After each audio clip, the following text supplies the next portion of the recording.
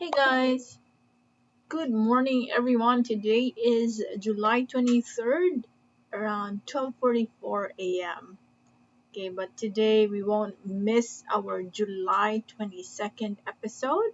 So I am going to conduct a stock review session, or we are going to proceed with our daily stock market insights based on your requested stocks over here, plus of course the most trending companies that we have for today, right? And if this is your first time to watch, please know that every single day I review these stocks based on those companies you have requested. And so please feel free to drop a comment if you have some stocks that you'd like me to prioritize in my review tomorrow. And go ahead and subscribe and hit the notification bell so that you're always updated whenever we have new videos, okay? So let's start with our PSEI. PSEI still okay, so looks like it is still respecting this, but we had a decline today. So I feel that we have to be extra careful because if this breaks our support around the 6043 level, around that area, then that's going to be on a critical level then. So we have to make sure that this the index does not break that. Otherwise it might fall again, at a lower level. And let me see, if we're going to put it on a weekly chart, where could it possibly drop? I see it dropping around the 5800 level if it breaks this area. So that simply means that there are still a lot of major players in the country that are still either on a bearish or a sideways. That's why this our index is still undecided. And I think the overall sentiment, if I'm to look at it, because if I'm to put in the diagonal line over here, that's your declining trend. So we still have that bearish sentiment overall. So just in case it breaks this upper line, then so I think this is what we call a descending triangle. So this can act as your declining resistance, or yeah, a bearish resistance. So we have to break that first before we can say we now have a change in direction. And so let's still have to take a look at the individual stocks so we have a clear picture of how your uh, stocks are performing. Okay, all right. So for our Dito, I mentioned yesterday that we had a slight recovery, but with that doji and the red candlestick there, that could mean more declines. And indeed, uh, it followed that. So I'm still going to stick to our support, which was plotted around 2.77 level. So we have to closely monitor that. If it breaks that, then chances are it will create a lower low, which is around this level. Okay, so two areas, very critical areas that we have to monitor from today until Friday, perhaps, to see if we will experience some recovery there before it takes off again. Next is now. For now, also doing that sideways. I'm going to plot this as our support area because I'm seeing consolidation right at this level. And if it bounces in that area, then it's a good time to enter. But if it breaks 2.03, we have to check once again, because the next possible drop that I see would be around 1.91, 1.92. So those are the um, areas of focus that I can see at the moment. While it's good that we see some foreign buying here, I suggest we don't take any action as of yet, because I don't see any confirmation So perhaps what's good here is we want to see that green candlestick to come out first before we get it. So far, we're still at a cheap level for long-term investors there. You can start accumulating, not yet, but same principle. Even though we know that we're already at a very cheap level, still would be good, right? So that we can maximize our earning potential. We Let's wait for that green bullish candlestick to come out first.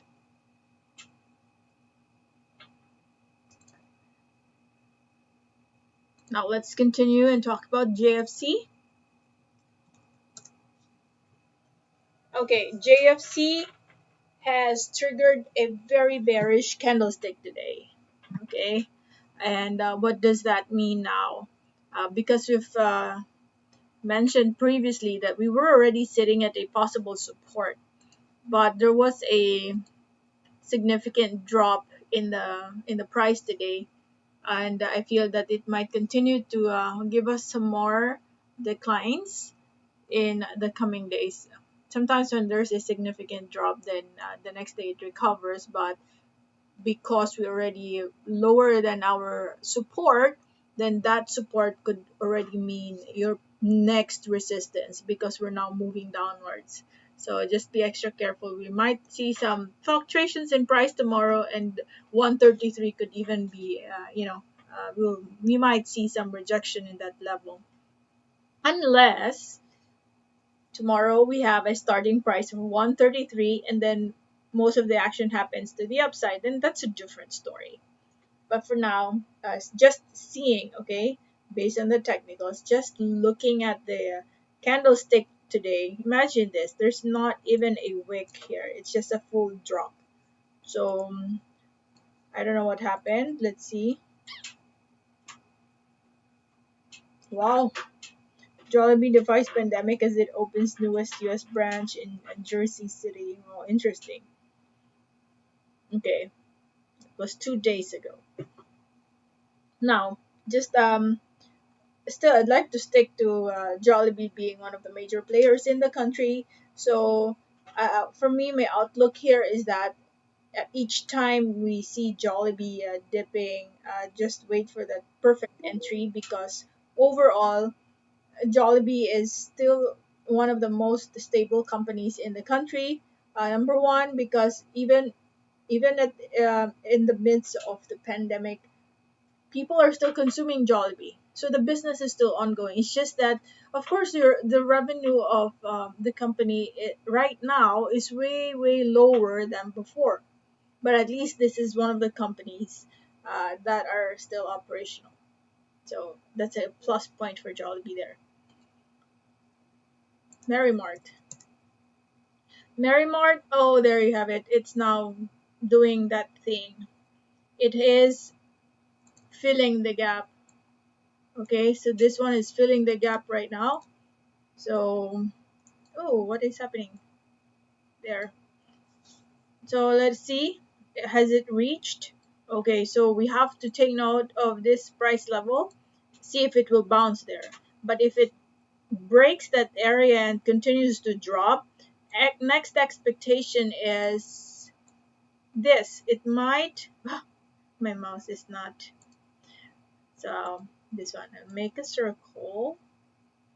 It's not making a circle. Anyway, do you see that? This is your, my mouse is not cooperating. You see this first day over there? So there's a gap that is being filled right now, but if it continues to drop, the next gap between first day and second day will be filled. So for me, I'd say just hang in there first. Don't take any action unless you see an official bounce. And the key areas I'm looking at for a possible bounce would be the 2.25, and if it drops again, next would be 1.54. So those are the key levels that we would like to monitor as our support. Now, let's take a look at GMA7. GMA7 managed to bounce but just a short-term bounce. And right now it is again giving us that bearish signal right over here. So this red candlestick that we are seeing is already a bearish signal. So it might go back to your previous support, which is around 5.39 level or 5.36. It's just the same area, so uh, take note of that. There could be some more drops in the coming days. Okay. Next is SMPH. SMPH, we are still moving below the MA20 level, so I'd say we still have to be extra careful because it might continue to drop some more. Now let's take a look at the weekly chart and see. Well, technically, this price level is already a support area um, for us on a weekly chart. Looking at that, that should, if that holds around the 30.90, exactly where it is at right now, then that's a good story. Because look at this, used to be a resistance here, and for several weeks, each time this price level is hit, there's a bounce that's happening, and now you're on a weekly chart, which even gives us a clearer outlook there. So as you can see, so overall I feel that this is just doing sideways, and we'll monitor if it gives us a bounce at 30.90. Fruit fruit, okay, the body is starting to become smaller and smaller, and right now this is what you call a doji. Started at that level and dropped a little bit but went back there. So let's put 1.20 as our support, and let's monitor tomorrow. Maybe you can, if you're interested in getting in here, the best day or the best part of the day to highly consider that would be perhaps end of day trading, so that you already have a much better outlook of how the market is performing or where the direction is, um, where the stock is heading. Because most likely you would already know that it has officially bounced or it will trigger some more declines, because right now we are seated at exactly the support level. So let's say 1 hour before the market ends tomorrow, it's higher than 120, then that could be a bullish signal. But if most of the action happens below that, and we 1 hour before, for instance, before the market closes, it's below 120, then that's going to trigger some more declines. So those are your hints. ACEPH. Okay, so this one I don't like the formation of the candlestick right now. This could be a resistance, right? And as we go near that level, there was a rejection that happened. That's why it went down again. However, because we are just right above the MA20 line, we are plotting MA20 as our possible support. Right now, you can probably do range trading. Wait for it to drop around 2.25, and if you see some recoveries there, then you enter. And then monitor if there's a rejection that's happening around 2.37, then you exit. But if it continues to break that level, then go ahead and just ride the wave. DMC. Okay, the DMC broke the support. So it first broke this, then it created a support in this level, and right now this is a clear cut breakdown in price. So I feel that it would go ahead and drop some more around 3.31, which is the previous support or previous bottom. Okay, now let us say it reaches this level once again, 3.32. Try to observe if you still have an ascending um, line over here. If we still maintain the same formation on your RSI, that's what you call bullish divergence. So again, wait for it to drop here and then observe RSI. For now, that's the next thing that I see happening. SCC. Same. SCC also dropped. We might revisit. So it's just probably retesting, creating again another support there. 8.79. So just uh, stay on the sideline for now for this stock. Don't take any action. Wait for that confirmation before you get in. We'll see it dropping a few more cents. HLCM. HLCM also, oh, it's somehow creating the double bottom within this range. Retested that level. There you have it. So maybe it could give us a bounce at that area because we're now moving a little higher right over here. So that could already mean,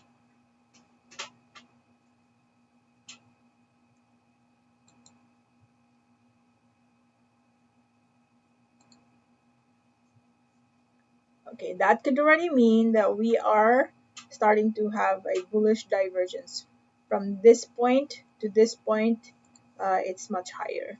So maybe what you can do is wait for a green candlestick to come out, and from there you may decide whether you want to get in already because we are currently at the very bottom. So I think a lot of traders are already watching this. So you can start putting it on your watch list. MBT. MBT right over here. Still a red. Okay, there was a breakdown in the support over here. Yeah.